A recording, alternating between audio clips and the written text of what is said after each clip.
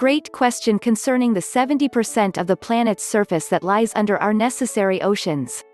While the ocean water absorbs carbon dioxide from the air as a pathochemical process, there are a number of organisms that incorporate carbon and calcium in their bodies. That means a good many plankton and benthic organisms in the ocean take up carbon that as carbon dioxide would otherwise trap heat in the atmosphere and water column. So, if you mean by biological pump, the capacity of certain marine animals and plants to capture and store carbon, then their impact is appreciable in moderating a modest increase in carbon dioxide or carbon monoxide in the atmosphere. NASA and NOAA scientists estimate that some 34 billion tons metric of carbon were absorbed by the oceans from 1994 to 2007. By absorbing increased carbon dioxide from the atmosphere, the ocean reduces the warming impact of these emissions were they to remain in the atmosphere. However, carbon dioxide dissolved into the ocean causes seawater to acidify, threatening the ability of shellfish and corals to build their skeletons and affecting the health of other fish and marine species, many that are important to coastal economies and food security.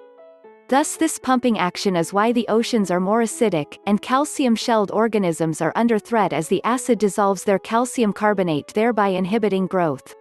Global ocean absorbing more carbon.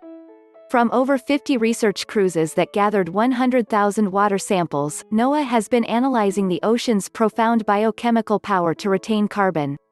The new research was led by Nicholas Gruber of ETH Zurich in Switzerland and builds on a 2004 NOAA-led study that found that 118 billion metric tons of carbon were absorbed by the global ocean from the start of the Industrial Revolution in 1800 to 1994.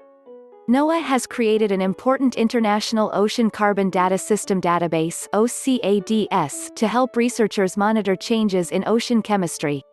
Quote, "There are some limits on your pump's efficiency.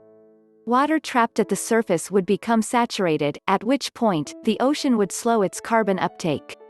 To oceanographers of 30 years ago, the question was less, how will human emissions change the ocean carbon cycle, and more, is the ocean carbon cycle changing yet?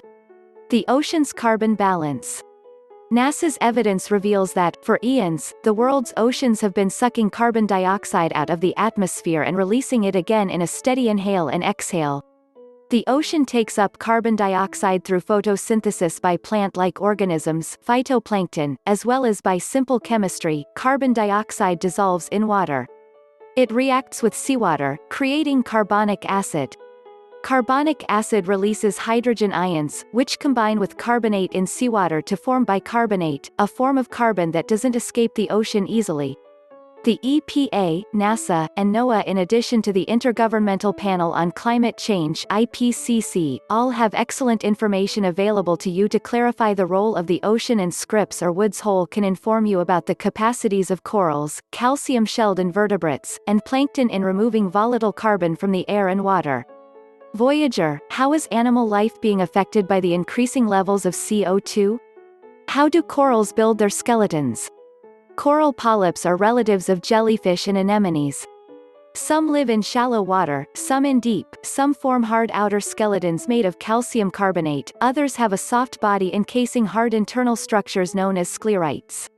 Hundreds of thousands of hard corals with their skeletons glued together form the iconic reef structures that do, indeed, serve as the foundation for important marine ecosystems around the world.